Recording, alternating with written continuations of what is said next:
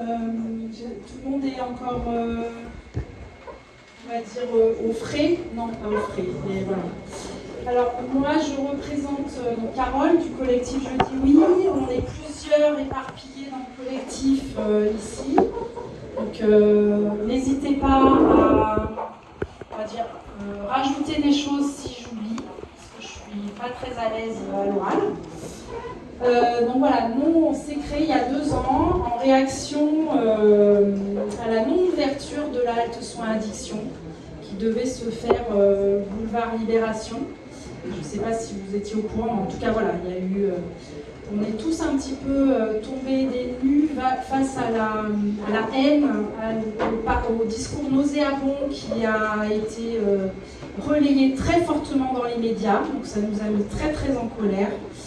On s'est dit qu'en 2024, à l'époque, d'entendre encore cette stigmatisation, j'entends beaucoup parler de stigmatisation, mais c'est exactement ça, stigmatisation des personnes à la rue, personnes consommateurs, personnes vulnérables, avec un rejet d'une hyper-violence. Donc on s'est créé. Notre objectif, c'était de démontrer aux médias et au grand public que les contre n'étaient pas si nombreux que ça et que les pour l'ouverture de la HSA étaient beaucoup plus nombreux. Donc on a fait des tractages, des collages, on a écrit des tribunes, on a écrit, je pense qu'on en est à la 5e ou 6e lettre au préfet, aux maires, aux élus, aux députés. On s'incruste partout où on peut s'incruster pour faire changer les regards. On milite parce que la répression ne soigne pas. Ça, j'ai beaucoup aimé. Voilà, on se bat, voilà, contre les discours qui sont stigmatisants. Parce qu'on entend trop souvent que la HSA est un lieu de débauche, que c'est un lieu qui encourage à consommer. Donc il y a beaucoup de gens qui ont peur, qui ne comprennent rien, qui n'ont pas les bonnes informations. Donc nous, on est un petit grain de sable dans le rouage énorme pour aller vers les gens, on va vers les citoyens.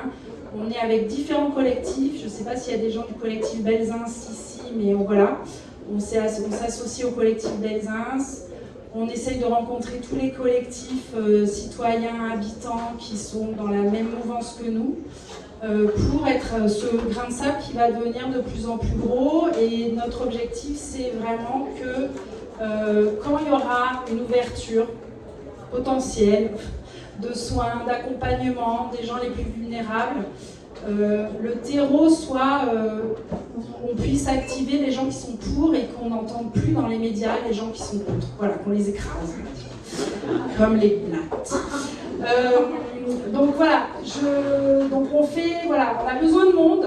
Si vous avez du temps pour les collages, les tractages, et surtout alors, on fait un gros rassemblement le 26 juin, support Don't Punish.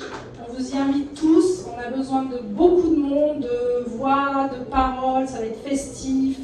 Voilà, ça va. Je crois que ça commence à la gare Saint-Charles, ça finit à la préfecture. Il y a de la musique, voilà, ça va être. Et on a besoin de monde pour tracter, pour coller d'ici là. Et voilà, de venir nous rejoindre, en tout cas au sein du collectif, si vous avez de l'énergie à mettre avec nous, et ben on est très prenants, partants, voilà. Et on est très sympa. Voilà.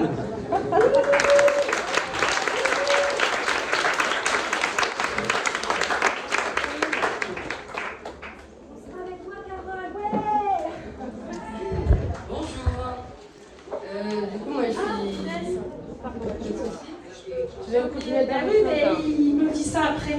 On a des réseaux sociaux, Instagram, Facebook, on a des tracts qui sont à l'entrée, donc servez-vous.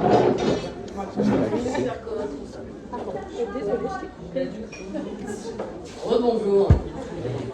Du coup, moi je suis Camille, je suis infirmière pour l'association du bus 3132 à Marseille. Et j'ai bossé à la salle de conso, donc la HSA, à Paris pendant 1 an et demi. Ça sera là pour m'aider. Du coup, je crois que l'idée c'était un peu de vous parler de qu'est-ce que c'est qu'une salle de consommation, donc une HSA. Moi j'aime bien parler de salle de conso parce que en fait c'est ça, c'est une salle où les gens viennent consommer des produits. Du coup, de manière intraveineuse, en inhalation ou en sniff.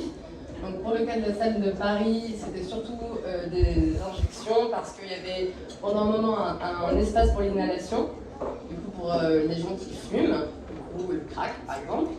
Mais cette salle d'inhalation a été fermée avec le Covid et aussi parce que du coup il y avait énormément de gens et que la salle ne pouvait pas absorber à Paris toutes les personnes qui consommaient du crack.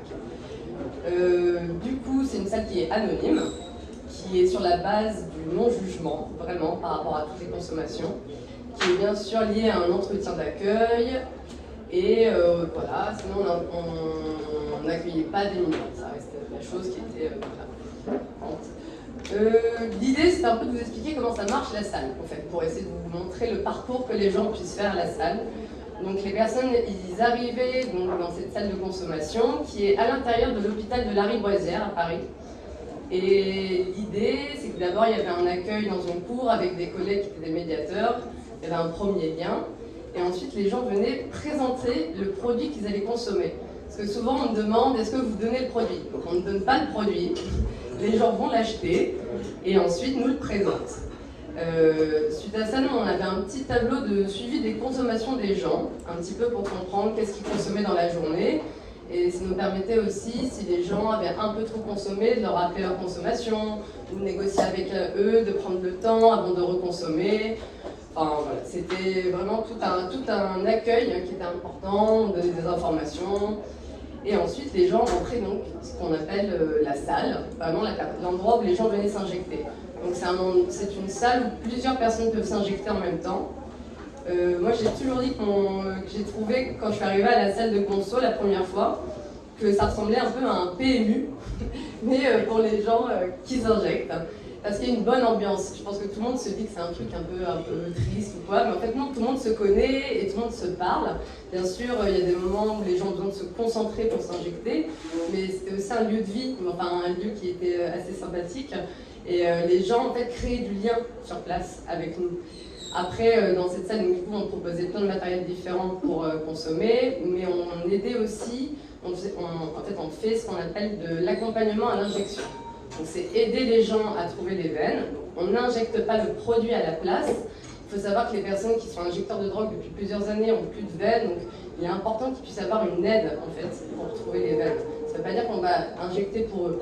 Et puis bien sûr, on rappelait toutes les bases de l'hygiène, parce qu'il faut se rappeler que quand les gens consomment dans la rue, ils n'ont pas accès à l'hygiène, ils n'ont pas accès à la sécurité liée à la police, ils ont aussi, malheureusement, il y a tout le regard des passants, tout ça, alors que nous, on est dans un non-jugement, et on rappelle l'importance de se laver les mains, de se désinfecter, et de trouver le bon matériel.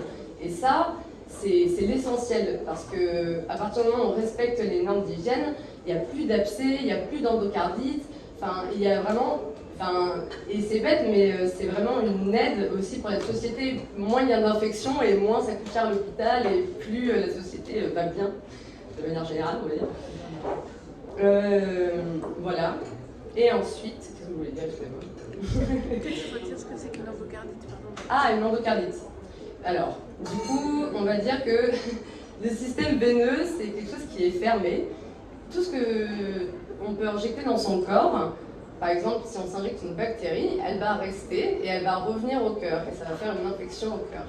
En fait, le fait de s'injecter, c'est forcément, ça peut amener des risques et donc du coup, c'est pour ça qu'on est une salle à moindre risque, on achète ça comme vous voulez. C'est du coup réduire tous les risques qui sont liés à la consommation. L'idée, c'est un non-jugement lié à la consommation, mais c'est de réduire tous les risques qui sont associés à ça. Et donc, les autres risques, c'est bien sûr, ce que tout le monde pense, l'overdose. Donc du coup, on va plutôt parler de surconsommation. Donc ensuite, après avoir injecté leurs produits, les gens allaient dans la salle de repos, je disais, ouais. Et en fait, il y a des gens qui se reposaient, en effet, qui dormaient, et notre travail, c'était aussi de regarder la respiration des gens, voir s'ils étaient toujours présents et autres. Je sais pas pour toi, Greg, moi, j'ai pas eu énormément d'overdose. Je pense qu'on a une espèce d'impression que c'était l'hécatombe. Mais en fait, les gens, ils savent ce qu'ils consomment, et ils faisaient pas tellement d'overdose, et en plus, en fait, c'est à partir du moment où les gens ils ont consommé qu'ils sont capables de aussi, en fait, comment dire, il y a un enjeu qui est fini, il n'y a plus le manque, et là les gens sont capables de faire des démarches. Et là les gens sont capables d'aller voir l'infirmière et de faire un dépistage et de faire une vaccination, ou aller voir les centres sociaux et refaire une domiciliation sur RSA. En fait, c'est vraiment important de se dire que les gens, ils ont besoin de cette injection pour aussi aller mieux, en fait. Et c'est la phrase d'ailleurs, de comment ça va, ça ira mieux dans 5 minutes. C'est la grande phrase de la salle. Donc après, ils puissent en fait finalement aller vers les soins et vers les droits. Et du coup, on était une panoplie de collègues, des assistants sociaux, éduques, infirmières, des travailleurs pairs. Et en plus, on tournait sur tous les postes pour que voilà, qu'il n'y ait pas de référence, que tout le monde puisse du coup nous identifier, que tout le monde soit actif sur tous les postes et puisse faire du coup de la réduction des risques et des dommages.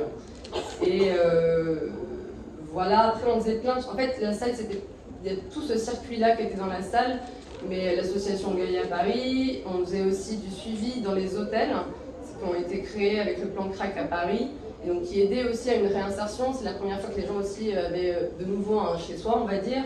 On faisait aussi beaucoup de maraudes dans le quartier. Du coup, les maraudes, elles étaient aussi faites pour la médiation avec les riverains et aussi pour ramasser les seringues. C'est toi, Greg, tu me disais que ça se passait mieux avec les riverains à la fin Beaucoup mieux, oui. On a eu des relations assez conflictuelles avec le quartier parce que c'était surtout des gens contre qui s'exprimaient. Et là, la salle a fait, la structure a fait un bon travail avec le voisinage pour permettre aux autres de s'exprimer aussi. Et maintenant, les gens sont contents qu'on soit là. Le quartier est content qu'on soit là. Mais oui, c'est vrai, parce que je pense qu'on a l'impression que, d'un point de vue extérieur, que tous les riverains étaient contre la salle. Et en fait, c'est toujours ceux qui font le plus de bruit qu'on entend.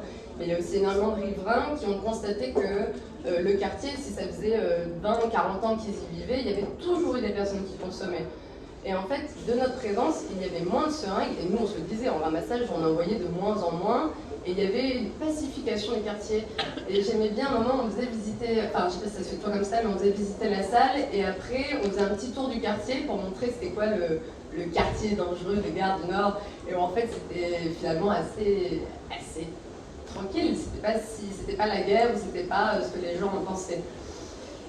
En tout cas, il y a le fait aussi que je pense bien sûr à la salle, il y avait des gens avec des polyconsommation, avec des gens bien sûr très précaires, mais il y a aussi des gens qui étaient insérés. Il faut se dire qu'il y a, en fait, partout il y a des gens qui consomment et qui ont honte en plus de consommer, et c'est sûrement l'endroit où du coup on peut en parler sans être du tout jugé. Je me rappelle d'une personne qui avait un travail tous les jours et il me disait il venait là parce qu'il voulait consommer ici, il ne voulait pas le faire chez lui. Et que c'était justement que sa consommation était liée à ce lieu-là parce qu'il se sentait en sécurité. Et de toute façon, il y a un film qui a été fait sur la salle qui s'appelle « Ici, je vais pas mourir ». Et c'est vraiment ça qui était ressenti. C'était que dans tous les cas, à cet endroit-là, on n'est pas seul dans sa consommation. Peu importe ce qui se passe, de comment on va le consommer, il y aura des personnes qui sont présentes. Même si c'est juste un bad trip, même si c'est une overdose, peu importe, les gens seront là et seront présents. Et ça, je pense que c'est important de se dire qu'il y a vraiment plein de personnes différentes qui consomment, et pas que les ultra précaires aussi. Et en fait, ce qui était beau, enfin moi ce que j'ai toujours trouvé très beau avec la salle, c'est que les usagers, en tout cas, ils étaient très investis dans la salle. Et en fait, je dis la salle, j'aime pas dire ça, parce que justement, ils disaient la salle, ils disaient ma salle aussi. Et ça, c'était important, c'était leur lieu, ils aidaient au ramassage, enfin c'est leur lieu, ils aidaient au ramassage de seringues. Je sais quand il y a eu une question de fermeture, ils ont fait une très jolie lettre aussi pour expliquer que c'est leur lieu et c'est très important. Je ne sais pas si vous avez lu, il y a une BD qui a été faite sur la salle de Conso. Et moi j'étais là, on avait reçu un cocktail Molotov durant une nuit. Et en fait c'était juste le fait que les gens étaient très touchés, qu'on touche à leur lieu à eux, à leur endroit, et qu'il y ait cette violence-là qui soit faite sur cette structure. Et du coup, on n'a pas la collègue qui pouvait faire le rapport sur l'INSERM, mais c'est vrai que nous, je pense que nous, on pouvait voir que ça marche en fait. Il y a besoin d'un rapport bien sûr, mais nous, on constatait des personnes qui, avant la salle, ne venaient pas forcément vers les assos, ou de façon très distante, ou même des personnes qui ont mis 2 ans à venir à la salle. Et en fait, au fur et à mesure, on arrivait à voir presque tout le monde. Et ça, c'était incroyable. Et c'était chouette, le lien avec l'équipe, il est hyper fort. Et c'est ça qui fait que ça marche. Du coup, on se sent rassuré par une équipe qu'on connaît, qui connaît la situation et qui est présente.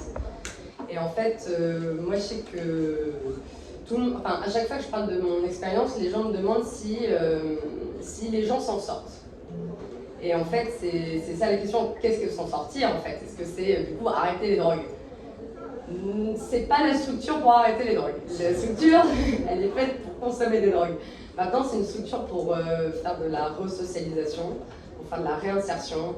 Et après, il y a eu des belles histoires avec des reprises de contact avec les familles. Il y a des gens aussi, ils ont trouvé des hébergements. Il y a des gens qui ont diminué leur conso, il y a des gens qui ont traité leur cancer, l'hépatite C. Il y a eu plein de choses qui ont été faites. Et c'est ça qui est le plus important. Et après, voilà, il y a le rapport de l'INSERM, il y a plein de choses qui montrent en fait que c'est un endroit, moi je sais que ça marche et j'espère que ça arrivera à Marseille. Parce que c'est vrai que quand je suis arrivée à Marseille, après, du coup, il y a une petite frustration à voir les gens s'injecter en rue. Il y a une frustration quand il y a des personnes qui ont une endocardite, quand on a une personne qu'on accompagne qui fait une overdose et qu'on se dit en fait c'est quelque chose qui aurait pu être évité. Parce que en fait, quand tous les jours on voit les gens, tous les jours on leur parle, tous les jours on leur rappelle les règles d'hygiène, en fait vraiment les risques sont enlevés. Et c'est ça le plus important. Et voilà, c'est dommage d'avoir encore des morts, parce que c'est vrai, des morts sur une morale, parce que c'est pour ça qu'on n'ouvre pas une salle de conso, c'est parce qu'on a une morale dans la société qui gêne par rapport à la consommation. Voilà, j'avais à dire.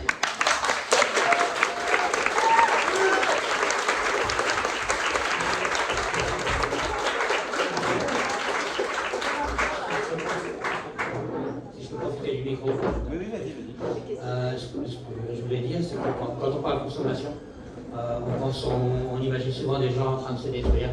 Limite, il y a une idée de suicide avec les consommations. Les gens, quand ils arrivaient à la salle, souvent ce qu'ils nous disaient, c'est qu'ils étaient soignés. Ouais. On est dans des gens on est face à des gens qui ont des problèmes, qui cherchent des solutions, qui se sont retrouvés tout seuls, souvent qui ont des histoires sociales très compliquées, qui se sont retrouvés tout seuls, on les trouvait là.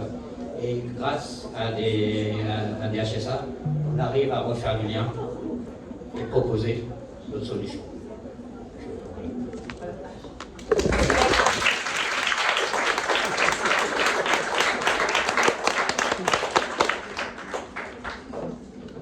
Ouais, alors du coup, on remercie tous nos intervenants et toutes les intervenantes, donc Khadija, Yasmine, les camarades du collectif Je dis oui, Pierrick, j'espère que j'oublie personne, pardon, et Pierrick, et Camille, pardon, et la mère à boire pour son accueil ce soir. Et donc voilà, on avait prévu un temps d'échange et de discussion. Alors ce qu'on vous propose, c'est soit une intervention depuis